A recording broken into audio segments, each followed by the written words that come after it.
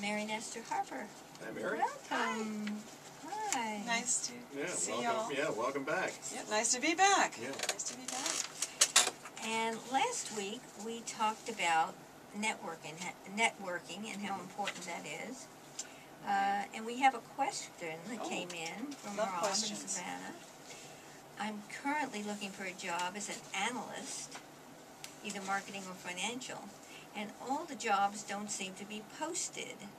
I've gone on many websites and have applied, but I'm getting nowhere. My neighbor got a job by luck where the job wasn't even posted. And he mentioned his job search to a Bible study teacher whose brother-in-law is a manager at a company whose sister-in-law knew the cousin's first aunt, etc. Right? Our Aunt Minnie's side, Yeah. And how lucky was that, and how unlucky am I? He says, why is he getting a job that wasn't posted? I can't find a job that is posted. Wow, that's a lot of questions. That's a lot of questions. Well, first of all, Well, it's frustrating for people. In fact, some of the better jobs are not posted. exactly, and they get snapped up really fast because someone goes to Bible study and mentions in the discussion that they're looking for a job, and somebody happens to know of one. And you know, it's not really luck. You know, it's tough out there. It's hard when you need a job and you're looking for a job, and you seem to be always running up on dead ends or things aren't working out. And the first thing you got to do is, I felt a little bit of poor me in there. And you know, it is tough, but you really got to get up in the morning with a positive attitude and say, today is going to be the day, and I'm going to meet as many people as I can, and things are going to be great, etc. Because And you learn have from that experience exactly that not all the jobs are going to be posted. exactly. And why is that? We discussed that at lunch one day. Well, you know, jobs come open in a company, and before they're even, a lot of times before they're vacated, people know that so-and-so is leaving, and the job posting either on a website or on the company's website or at the Department of Labor, that may not happen for a month because there's a lag time by the time the person's left and they redo the job description and HR puts it out there. So there's probably a month or so time where those individuals who know the job is open are already calling their brother-in-law or their cousin, or they are listening, they find out about people that are looking for a job. So in that time period between it being open and being posted, that job is already taken. And the best jobs are like that.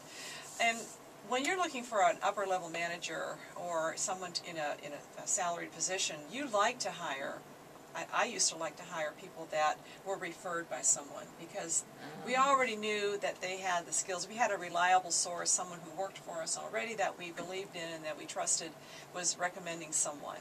So that's another thing. It's an interesting, That's an interesting viewpoint.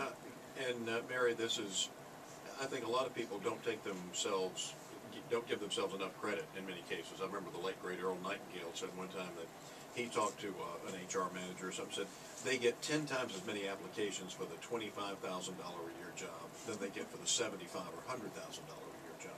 Yes. Either people think that they're not going to get it, or they're not qualified for it, or they don't give themselves enough credit, for it, and some people could be well qualified for it, but they're afraid to ask for that much money.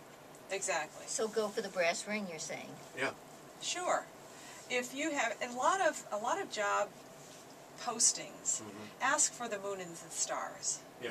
And so that discourages a lot of people. They say, oh, I don't have a master's degree, or oh, I don't have 25 years or 10 years of experience. I you got know. one in master's degree thing.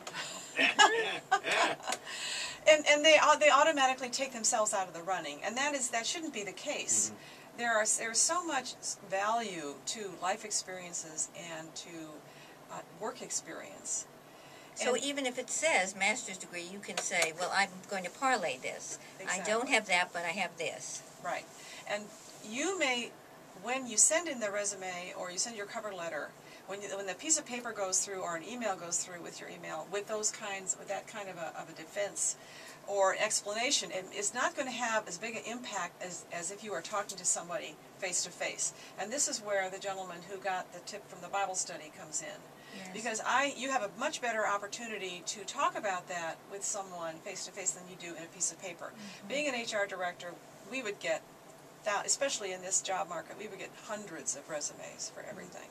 And so one of the very first scrubs, as we would say, would be to look at what are the minimum requirements. Now, you go on the web, you can't, if you can't check every box off, that you have exactly what they're looking for, you won't get any further.